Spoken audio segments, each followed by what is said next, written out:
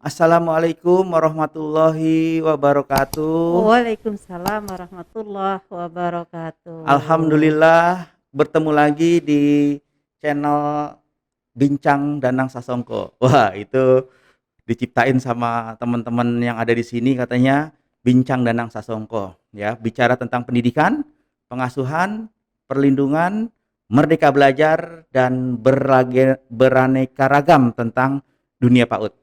Baik, hari ini, pagi ini, di tengah gerimis hujan, udaranya cukup adem ya Bun. Ada banget. Saya sekarang ditemani oleh seorang guru PAUD ya, dan juga pejuang PAUD ya, dan pastinya ibu rumah tangga, dan juga sahabat saya yang juga di PAUD Institute, yaitu Bunda Marni. Saya manggil Bunda Marni, nanti teman-teman bisa berkenalan lebih lanjut dengan Bunda Marni. Baik, Assalamualaikum Bunda Marni. Waalaikumsalam Kak Danang. Gimana kabarnya? Alhamdulillah. Alhamdulillah, luar Luar biasa. biasa. Allahu Allahu Akbar. Akbar. Bunda Marni sekarang sudah PNS ya? Bahasnya PAUD aja Kak. Oh Biar gitu. lebih enak. Berarti kegiatannya apa nih sekarang nih Bun? Kegiatannya masih Kak, masih Masih. karena kita belajar dengan daring, masih dengan PJJ, Mm-mm. baik itu tingkat menengah ke atas maupun di tingkat PAUD sendiri. Oh, jadi selain PAUD juga ada PKBM ya? Ada. PKBM-nya apa namanya? Masih di 18 Negeri Kapuk. Oh, negeri ya? 18 Negeri Oh, Kapuk. kalau PAUD-nya apa namanya? Di PAUD Nurul Hilal, Nurul dengan Hilal. YouTube channel kami di PAUD Terpadu Nurul Hilal juga ada. Alamatnya di Jalan Dahlia 1 nomor 1 RT 0409 Kelurahan Kapuk, Kecamatan Cengkareng, Jakarta Barat. Oh, berarti daerah Cengkareng, Jakarta Barat. Iya. Sudah berapa lama jadi guru PAUD, Bun?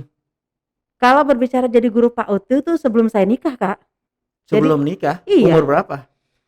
Baru lulus itu saya di tahun 96 itu udah bergabung di TK Al Munawaroh, udah pernah bergabung di situ.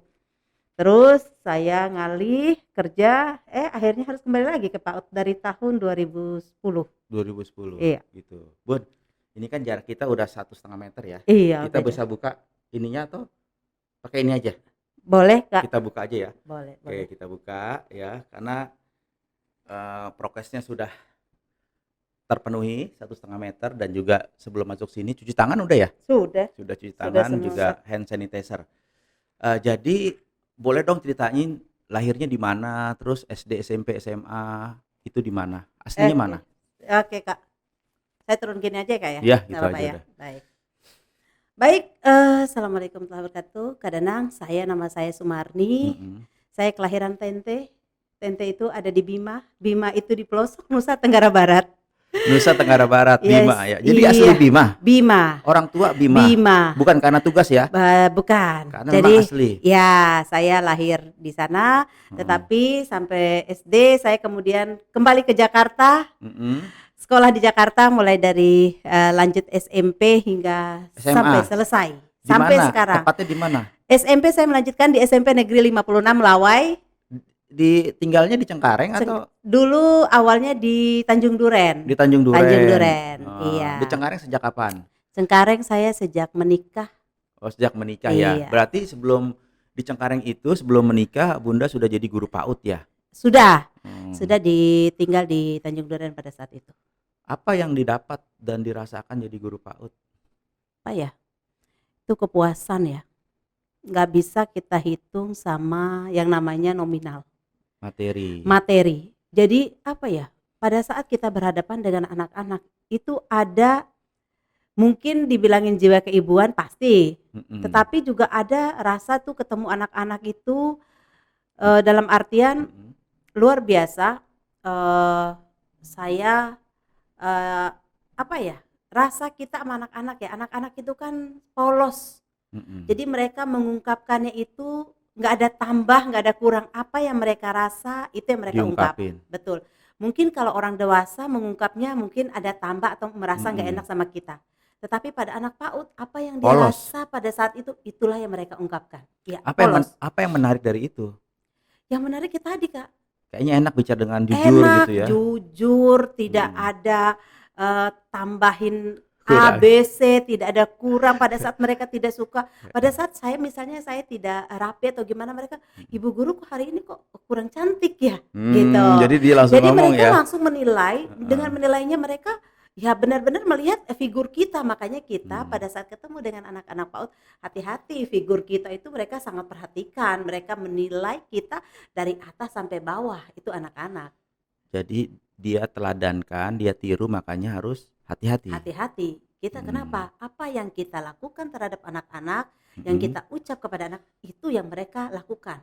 Hmm. Jadi apa yang mereka lihat di gurunya, makanya kita sebagai guru harus punya apa namanya, figur kita tuh harus kuat dalam Perilaku, artian karakter ya. karakter Budi kita, pekerti. pekerti kita, ya kan, Mm-mm. akhlak kita, semua itu ditiru oleh anak-anak PAUD. Iya. Bahagia Bun? Wah, bilang bahagia, sangat bahagia. Penghasilannya berapa? Penghasilannya Ini yang bercanda sama yang jujurnya. yang Kalau yang bercanda kan 1.200.000. 200. Kalau yang jujurnya itu berapa ya? Sebelum jadi NS lah itu berapa? Iyalah Kak, Sekitar yang 200-an. penting mah saya mah buat bayar guru-guru di Oh. situ udah alhamdulillah. Tapi 200-300 kalau guru-guru deh, Guru-guru, guru-guru iya. itu segitu Segitu. Saya gajinya. tanya mereka. Hmm. Tapi gaji kalian segitu, saya tanya. Iya Bu, berkah nggak, saya tanya. Mm-mm. Sangat berkah Bu. Gimana ya dia bisa bertahan 1 bulan ya? Yang pasti memang ada gaji suami. Betul. Cuma dengan gaji 200 mereka enjoy ya. Enjoy. Seakan-akan gajinya jutaan ya. Betul. Dinikmatin. Dinikmati Nggak sangat. ada kekurangan. Cuma pusing aja. Saya pernah tanya mereka, kalian cukup nggak sih segini? Kalau dibilang cukup, ya nggak cukup. Tetapi kalau dibilang kita syukuri, cukup banget. Alhamdulillah, yang penting itu disyukuri. Berarti sebenarnya layak nggak sih Bu secara jumlah dari apa yang sudah dikerjakan guru PAUD? Enggak Kak. Nggak layak ya? Hanya di Indonesia mungkin ya. Iya. Ya seperti ini kita berbicara di luar sana, guru PAUD itu dihargai sangat, ya kan? Jadi gitu.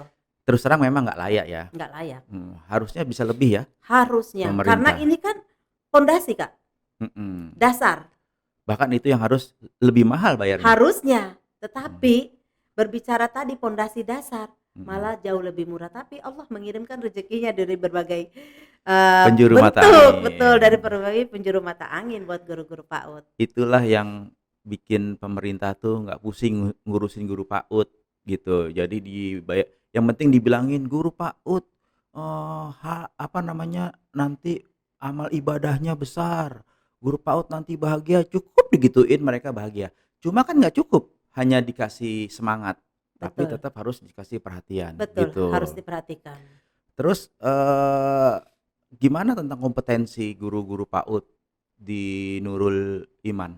Nurul Hilal. Nurul Hilal. Alhamdulillah sih kompetensi di kami udah ada yang sarjana, ada juga yang belum, tetapi kami imbangi dengan guru-guru kami melakukan diklat, pelatihan-pelatihan, seminar supaya bisa menambah artinya kesiapan mereka bagaimana sih menghadapi anak-anak usia dini itu dengan tepat, dengan benar. Jadi bukannya hanya guru tuh yang datang, oh mereka anak-anak yuk kita ini, bukan hanya tapi itu menjadi tanggung jawab moral mereka. Bagaimana? Karena guru buat saya mempunyai visi, kita bukan hanya menjadi pengajar, tapi kita harus menjadi pengajar sekaligus pendidik. Karena mengajar mungkin semua orang bisa mengajar, tetapi pendidik belum tentu. Kan gitu kan? Beda ya? Beda. Kalau ngajar mengajar selesai tugas selesai, udah. Tapi mendidik itulah yang kita combine supaya membawa anak-anak, terciptalah generasi di emas nanti yang kita tuju di tahun 2045. Caranya, strateginya gimana ningkatin kualitas guru-gurunya Bun? Apa diikutin pelatihan? Terus pelatihannya apa ada gratis atau? Iya, diikutin pelatihan, terus kami berbagi. Biasanya yang sudah mengikuti pelatihan itu kami coba mereka praktekkan. Jadi buat teman-teman lagi di sekolah diaplikasikan sesudah mereka diklat, mereka aplikasi ke lembaga, kurang lebihnya seperti apa, nanti kita combine sesuai dengan kebutuhan lembaga itu sendiri. Sudah cukup belum diklat-diklat yang ada? Belum. Banyak yang bayar apa yang gratis? Kalau di guru saya karena memang masih mengikuti kegiatan dari Dinas dinas, jadi mhm, mereka masih gratis. gratis ya? Gratis, Heeh, iya. jadi memang Dinas Pendidikan di DKI Jakarta sudah memberikan ruang dan layanan untuk Betul, peningkatan mutu betul ya, betul betul. gitu. Kita apresiasi Betul, itu karena betul. memang guru PAUD ini, udah penghasilannya rendah, jangan sampai untuk mendapatkan, ilmu mereka bersusah payah dulu gitu Betul, ya, Bun, Kak, ya. betul, sangat. Nah, Bunda kan bergabung di PAUD Institute ya, Bun. Iya, Apa komentar tentang PAUD Institute? PAUD Institute.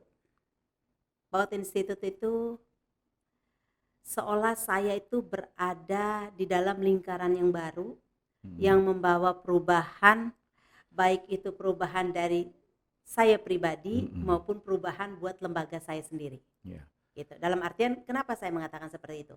Ya karena berkat PAUD Institute, dalam mhm, artian kami, eee, membuat berbagai, program. Nah, mmm, itu satu. Kedua, saya pribadi sendiri berkat PAUD Institute mhm, juga saya mempunyai, membuka, mempunyai pengalaman baru, ya mhm, kan, berbaur dengan CSR dan sebagainya, mmm, mengikuti kegiatan bersama PAUD Institute, CSR, ya kan. Nah, itu mhm, banyak hal, PAUD Institute itu jaringan jaringan, luar gitu, biasa. Saya bangga loh, Kak, mhm. menjadi salah satu dari tim PAUD, Institute. Alhamdulillah, berarti tepuk tangan dulu buat PAUD Institute.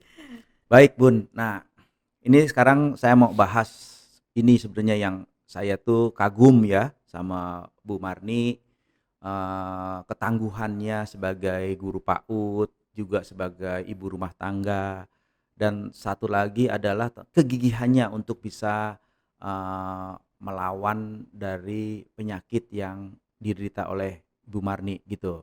Saya, beberapa waktu yang lalu memang cukup kaget ya mendengar bahwa Bu Marni ini, mengidap ya, Bun, ya? Apa Iya, namanya? kanker. Mengidap kanker ya, mengidap kanker payudara.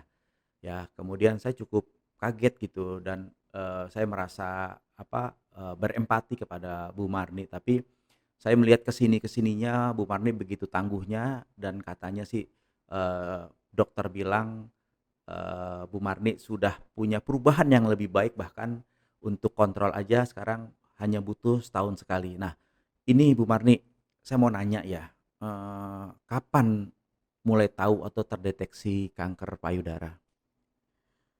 Mulai terdeteksi itu saya tahu sekitar Agustus 2016. 2016. 16 itu mulai awal, saya cerita sedikit ya Kak, Iya, kronologi saya juga bergabung dengan PAUD Institute ya. iya, Awal di 2016 itu kan kita masih awal-awal planning kegiatan dari Sari Husada ya, iya, awal, healthy eating habit healthy ya? eating habit, betul. Mhm, Tapi kan itu belum dilaksanakan.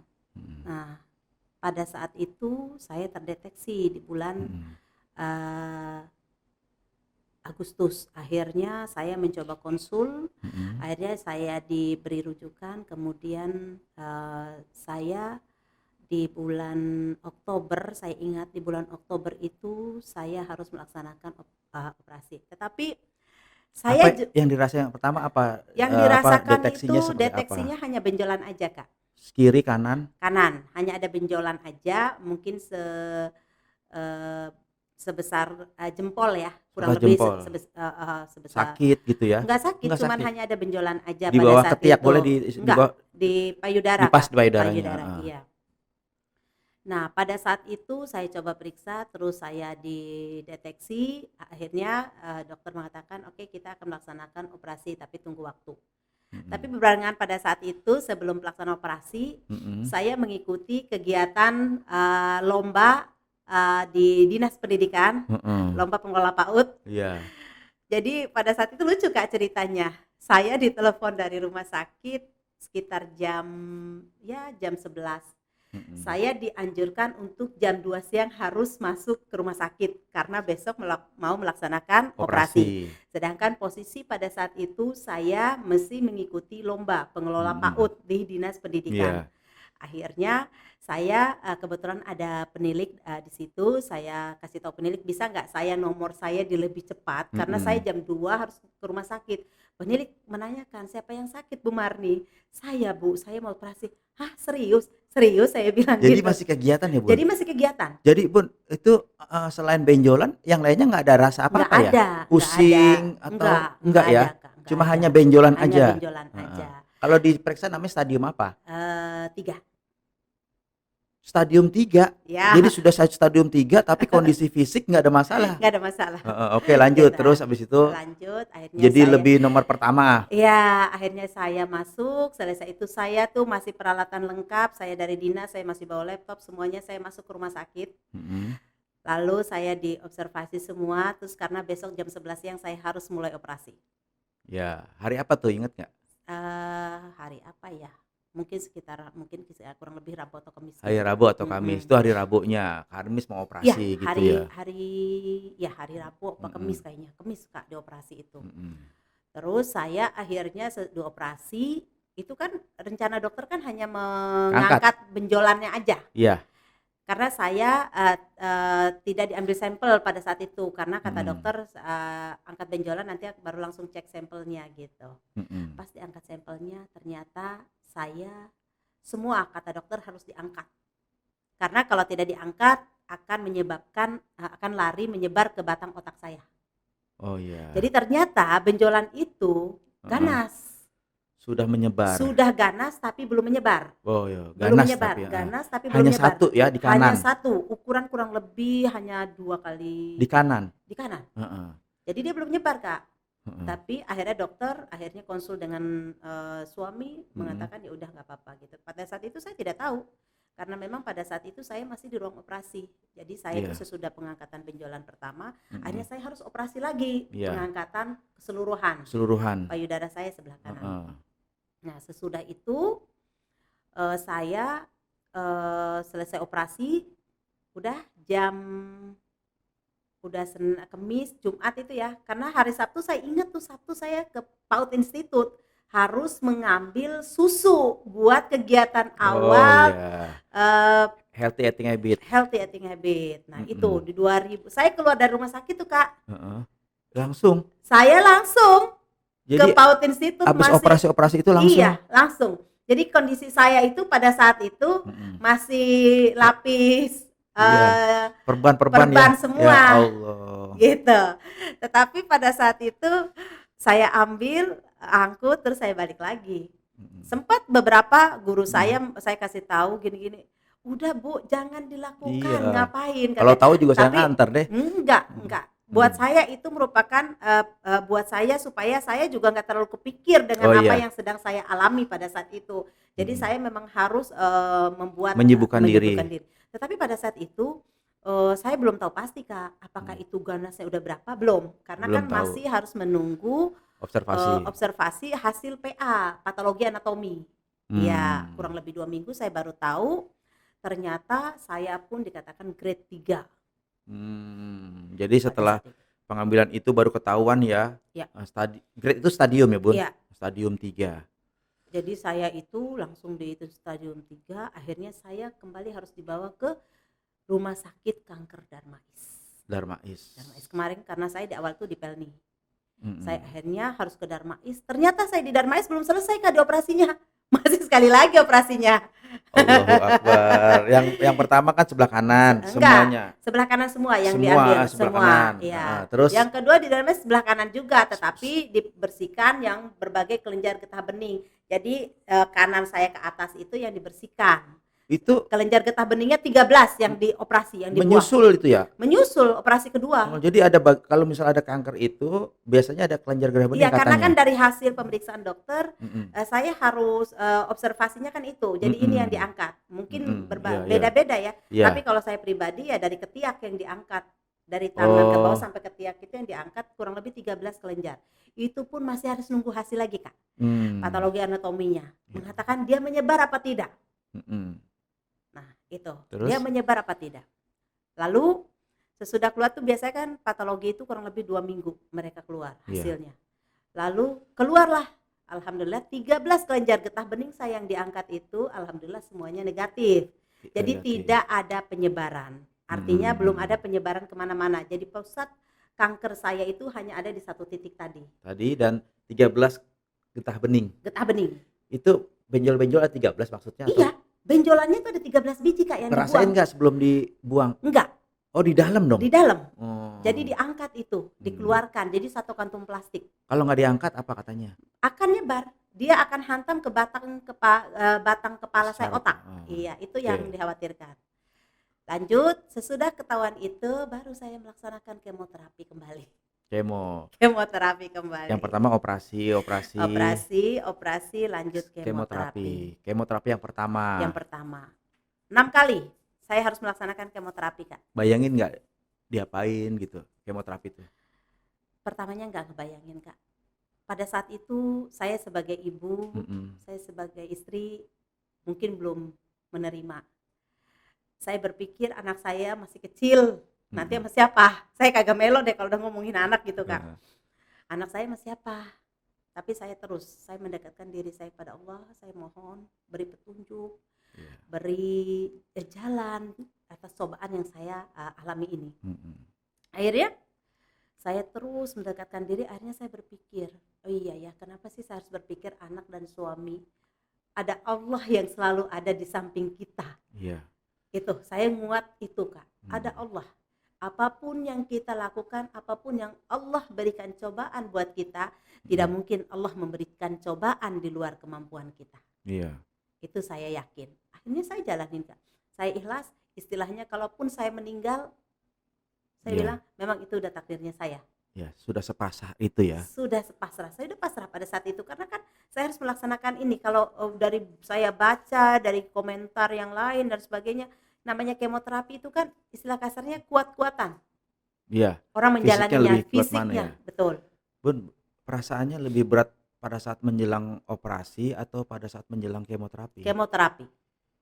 Saya tuh operasi kayak orang biasa aja, Kak. Biasa ya, karena nggak ngerasain apa-apa ya? Enggak. Setelah ada. Betul. Masuk ruang operasi tuh saya sempat suka komen sama dokter, "Dok, kalau sesudah saya operasi, kira-kira saya bisa langsung makan apa enggak?" Itu. Kata dokter, "Boleh kok langsung makan." Oh, enggak harus nunggu seperti kita operasi buntu yang harus itu enggak. Harus buang angin dulu ya. Jadi saya tuh sebelum masuk ruang operasi sudah pesan, "Terbeliin saya nasi Padang ya." Yang enak-enak lah ya. Iya, yang enak gitu kan. Jadi sesudah saya sadar itu saya langsung makan gitu. Oke. Nah, Terus tapi pada saat kemoterapi itu yang berat. Kemoterapi Kenapa? pertama. Udah baca-baca apa gimana? Sudah baca. Tentang kemoterapi. Sudah baca banyak Literatur ya? Iya. Ya artinya kan orang yang melaksanakan kemo itu kan dalam artian kan kita dimasukin perjuangannya di situ ya. Di situ saya merasa benar-benar. Prosesnya gimana coba?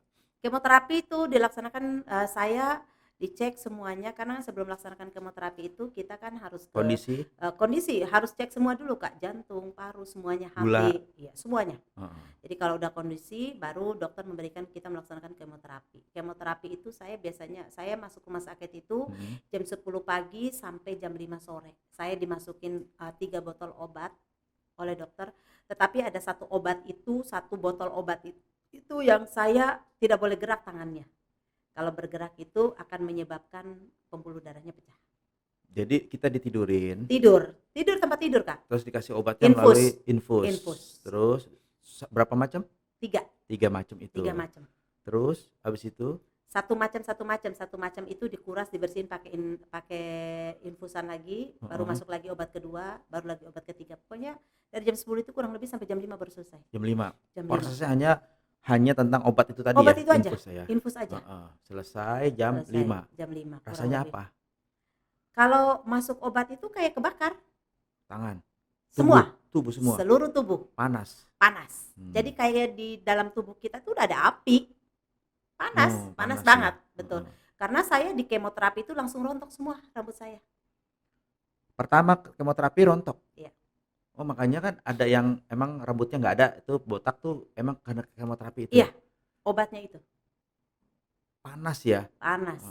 Jadi kalau berbicara mungkin kalau ayam direbus, terus kita masukin ke air panas, terus kita cabut tuh seperti itu, Kak. Mudahnya. Jadi kita pegang itu ya langsung rontok ya sampai bukannya kepala. Sedikit.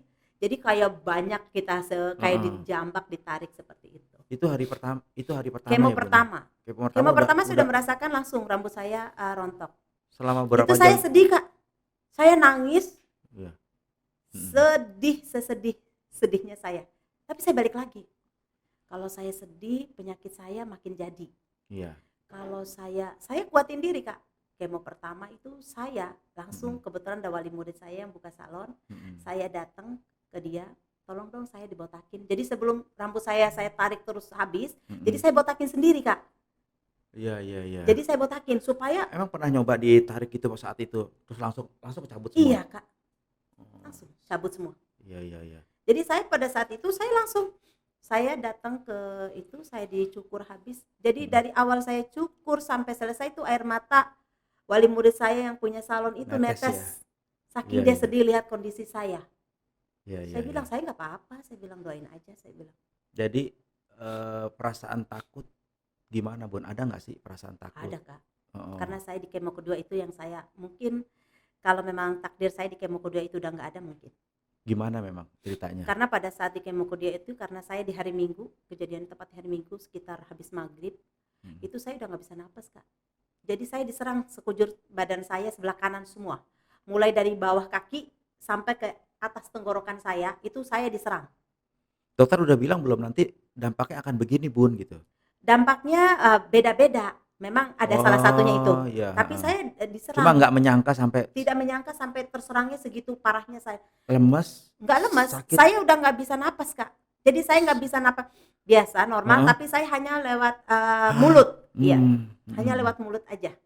Jadi akhirnya saya dibawa lari oleh suami dan anak saya ke rumah sakit Darmais kembali, karena saya harus bawa ke Darmais karena dari Cengkareng ke Darmais nggak terlalu jauh ya. Masuk rumah sakit kembali, akhirnya saya dicek dan sebagainya, saya disuntik kurang lebih 1,5 jam, kembali normal saya. Karena besoknya saya harus melaksanakan kemoterapi kembali. Setiap berapa hari Bun? Seminggu 3 kali. Seminggu 3 kali ya? Iya. Seminggu 3 kali, maaf 3 minggu sekali. 3 minggu sekali? Iya. Abis kemo apa yang dirasain? Habis kemo itu istilahnya apa ya, mungkin lemes, malah lapar atau mual, jadi pengen muntah itu yang iya. enggak, karena ya pokoknya obat itu jadi obat itu. Tapi alhamdulillah obat, kadang tau nggak, Kak, pada saat saya kemo itu kan kita lagi mengikuti kegiatan healthy eating habit yang di Provinsi Wilayah 2 Bandung. Nah itu proses saya tuh alhamdulillah tuh kadang, Kak, saya pada saat kemo jadwal saya nggak ada kegiatan untuk keluar kota. Tetapi sesudah saya normal Bali nih, udah 1 minggu lebih, tuh saya dapat jadwal loh saya untuk pergi. Makanya saya nggak nyangka tuh. Saya kalau nggak diceritain sama kalian nggak tahu. Berarti Bun ya, saat menjalani kemo, Bunda tetap beraktivitas. Tetap. Gitu ya. Tetap beraktivitas. Kenapa Bun? Gitu. Tadi saya harus berguna buat orang. Gitu. Mungkin saya berpikir pada saat itu mungkin ini di ujung saya, tapi apapun itu saya harus berguna. Mudah-mudahan di mana letak saya datang itu mudah-mudahan mereka mendoakan saya, ya kan? Insya Allah apa yang saya lakukan menjadi ibadah buat saya, bekal saya nanti. Saya tidak berpikir itu untuk mencari nominal, enggak. Tapi saya berpikir gimana saya bisa membawa ibadah saya yang lebih. Iya, saya bisa ngerasain, jadi merasa bahwa ini kondisi yang genting buat usia kita, gitu ya. Terus Bunda ngerasa udahlah pokoknya totalitas semuanya buat jalan Allah gitu ya. Betul. Jadi pusingnya, mualnya akhirnya hilang. Hilang. Kegiatan itu. Bayangin nggak kalau nggak ada kegiatan? Ya, mungkin saya tidak akan sembuh cepat. Mungkin tadi saya bilang kadang Allah tidak akan memberikan kita cobaan di luar kemampuan kita. Artinya Allah memberikan satu sisi saya cobaan, tapi Allah juga memberikan saya ini loh obatnya kamu supaya kamu cepat sembuh, supaya kamu cepat kembali pulih. Ini pelajaran paling penting nih teman-teman. Jadi dengan adanya kita mengalami sakit, bukannya kita malah menyerah, pasrah lalu meratapi, tapi kita berusaha untuk apapun kegiatan, Kak, itu ya, membalikan dilakukan ya, apalagi tujuannya kebaikan, sehingga insya Allah malah seperti Bu Marni, dia nggak merasain apa-apa ya, gitu.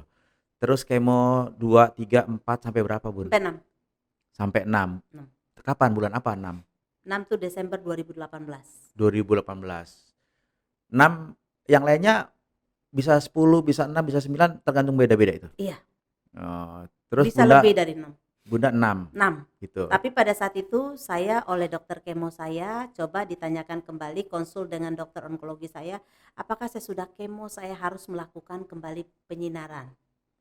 Alhamdulillah pada saat saya konsul dengan dokter onkologi kembali, dia mengatakan ibu tidak perlu sinar, ibu hanya perlu kemoterapi. Gitu. Nanti baru kami cek kembali kalau memang itu masih terlihat, dia bilang baru kita akan melaksanakan sinar. Akhirnya saya menyelesaikan di 2018 tuh kemo. Jadi kemo, tadi kan 6 kan kemo. Kemo. Kalau kemoterapi sama aja nggak? Sama apa tuh? Tadi Ibu nggak usah melaksanakan sinar kemoterapi aja. Sinar itu dilaksanakan tiap hari. Tiap hari. Tiap hari minimal itu 25 kali setiap hari. Biasanya orang setelah kemo terus dia sinar. Belum Iya, berhasil. Sinar. Setiap hari berapa kali biasanya? Sehari, setiap hari. Terus berapa hari? Paling minimal itu 25 kali. Minimal. 1 bulan penuh hampir ya? Full, harus, tidak boleh lengkap.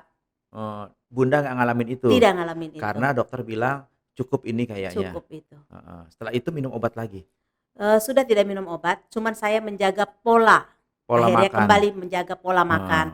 Yang tadi mungkin tanpa kita sadari, saya juga belajar dari situ Kak. Akhirnya oh iya ternyata mungkin selama ini saya berpikir apa aja kita lahap, kita lupa, mungkin ada sekeliling kita yang belum. Nah, saya mengambil pelajaran semua dari situ Kak.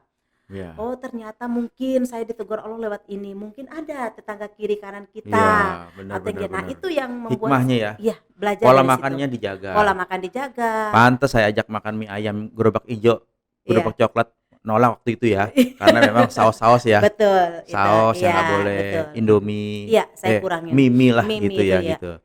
Nah, Bun, begitu kuatnya pasti ada peran keluarga ya Bun. Sangat. Bang Iwan ya, sahabat saya juga itu sering membantu Nurul juga anak Bunda. Bunda anaknya berapa? 1 Kak. Nurul ya. Terus gimana tuh perasaan Nurul, Bang Iwan pasti lebih? Awalnya anak saya yang Nurul karena masih kecil ya SD ya. Saya mulai ngalamin itu. Saya kuatin dia nggak apa-apa. Nanti mama gimana? Nanti mama ini ya biasalah anak-anak. Ya. Tapi ya saya kuatkan nggak apa-apa. Kamu doain mama terus, kamu sholat doain mama, insya Allah. Karena mama percaya doa anak yang soleh itulah yang akan Allah jabah, saya bilang. Yeah. Kalau peran dari suami sendiri luar biasa, saya harus akuin. Luar biasa, saya dukungan, dampingin support, semua dari suami saya sendiri. Dalam artian selama saya proses sakit itu bukan yang nggak ada ya. Memang tidak ada Kak, saya bisa mengatakan tidak ada. Semua tuh dia yang melaksanakan itu. Dalam artian saya di rumah sakit itu, saya tuh kalau ke rumah sakit Kak, datang kalau pas kemo ya saya pas mau masuk kemo aja baru masuk. Urusan obat semua tuh dia handle semua dulu sama dia, baru saya boleh ke rumah sakit. Jadi saya tidak perlu nunggu lama di rumah sakit. Yang urus dulu karena semua. Karena surat ini kan juga kadang-kadang jadi kendala ya Bun. Kalau nggak ada yang ngurus suratnya. Betul Kak. BPJS Bun atau apa? BPJS. Tapi semuanya tertangani BPJS. Tertangani oleh BPJS. Bagus mungkin, ya. Bagus. Mungkin ada beberapa lah yang kita mungkin yang obatnya nggak bisa di situ. Obatnya masih mungkin pas kita ngambil darah yang apa lab gitu. Darah ya? Lab darah atau apa yang memang berkaitan yang tidak ada kategori di BPJS mungkin baru kita bayar. Tapi saya alhamdulillah sih BPJS bagus kok. Dalam artian saya pun tidak terlalu banyak biaya yang harus saya keluarkan. Kalaupun lab-lab itu kan juga kita nggak sebulan sekali bayarnya ya memang paling 5% dari total jumlah. Betul Kak. Gitu. Betul. Ya jadi peran keluarga ya Bun ya. Nah, kenapa saya coba ungkap atau bincang masalah ini karena saya ingin tahu atau sebagai contoh buat teman-teman guru semuanya gitu tentang kegigihan, tentang apa yang dipikirkan. Kalau pikirannya positif ya, banyak kegiatan, apalagi tadi niatnya selalu niat berbuat baik gitu, akhirnya Allah memberikan jalan kesembuhan buat Bunda Marni. Bun, tentang ini apa yang Bunda mau pesankan kepada teman-teman tentang yang penyakit yang Bunda derita kemarin? Oke. Jangan pernah malu untuk bercerita kepada siapapun karena mungkin buat sebagian orang menderita kanker itu merupakan aib, tapi buat saya tidak. Karena semua itu tidak ada penyakit yang kita kepengen, tidak ada sakit yang kita inginkan, baik kanker atau apapun bentuk penyakitnya itu, semua itu saya merasa Allah memilih kita yang terbaik. Dalam artian tidak mungkin Allah salah memilih diberikan penyakit karena kita bisa melaluinya itu. Kemungkinan kalau kita diberikan ujian lewat suami atau anak mungkin kita tidak akan sabar melalui itu. Tetapi Allah berikan kepada orang yang tepat untuk nih kamu saya beri ini. Saya beri kamu cobaan ini, kamu bisa nggak melewati ini? Insya Allah kalau kita bisa melewati semua, insya Allah Allah akan mengangkat derajat kita. Ya, jadi nggak perlu malu ya kalau misalnya kan banyak ya di Google tentang ciri-ciri, indikasi dan lain-lainnya, bisa cerita dengan teman-teman atau bahkan konsultasi ke dokter. Dan juga tadi bahwa ujian selalu ada dan Allah sudah nyiapin semuanya. Kalau Bu Marni kan udah disiapin tentang mentalnya, suaminya, anaknya yang mendukung, akhirnya bisa berjalan dengan baik proses penyembuhannya. Sekarang dokter bilang apa? Kemarin pas tepat Kak, di 29 Januari, saya kontrol per 6 bulan. Saya mengambil hasil lab saya antar, alhamdulillah dokter mengatakan, alhamdulillah Bu, Ibu sudah 3 tahun sesudah kemoterapi itu selesai, alhamdulillah hasil dari perkembangan perkembangan sel kankernya juga stabil dari 3 tahun itu. Jadi memang udah di bawah standar normal ya. Karena kita semua sebenarnya punya sel itu ya Kak ya. Oh ada ya? Punya sel semua, tapi selnya itu berkembang dan tidaknya. Gitu. Iya. Nah sel saya ini kebetulan berkembang. Nah berkembangnya itu tidak boleh sampai di atas 31. Gitu. Jadi setiap saya lab itu dari 3 tahun itu lab saya itu kurang lebih kisaran 15 sampai 18. Itu aja. 15 sampai 18 normalnya itu ya? Normal batasnya itu tidak boleh lebih dari 31. 30 iya. Bunda Tapi 15, 30 juga 18. itu udah mulai dikhawatirkan sih oleh dokter. Iya. Berarti sekarang tinggal menjaga aja ya Bun ya. Menjaga terus. Berarti boleh dikatakan alhamdulillah perkembangan selnya terkendali. Ya, normal, dan Bunda hanya kontrol sekali dalam 1 tahun. Sekali 1 tahun. Dan obat-obatan sudah selesai. Oh iya, saya mau nanya, ada tambahan obat-obatan yang di luar obat dokter gitu? Ada. Apa Bun diminum? Saya sih sebenarnya tadi Kak, kita kan yakin ya Allah mengirimkan semua yang ada di bumi ini sebagai obat. Sebagai obat. Ya kan? Jadi pada saat itu sih saya hanya mengkonsumsi daun sirsak. Jadi saya rebus, jadi 3 gelas itu dijadikan 1 gelas. Sebenarnya itu bukan untuk menyembuhkan sih, dia untuk mengerem penyebaran. Terus ya itu aja Kak. Daun sirsak iya, daun sirsak. Sebenarnya jus sih sirsak juga? Jus sirsak juga. Itu kan hanya makanan. Tetapi balik utama yang bisa menyembuhkan kita itu ya pikir positif. Pikir positif ya? Iya, kalau kita mikir orang semua ngomong, kita kan kepikiran nggak bisa Kak. Ya biarin aja orang mau ngomong di luar sana. Wah Bu Marni tuh banyak Kak yang bilang teman-teman paut saya, ya Bu Marni sebentar lagi mati deh. Padahal sih bukannya meninggal atau gimana ya Kak ya. Alhamdulillah. Artinya kan mungkin dari doa itu Allah jabah nih, Bu Marni masih diberikan umur panjang sampai saat ini. Amin, alhamdulillah.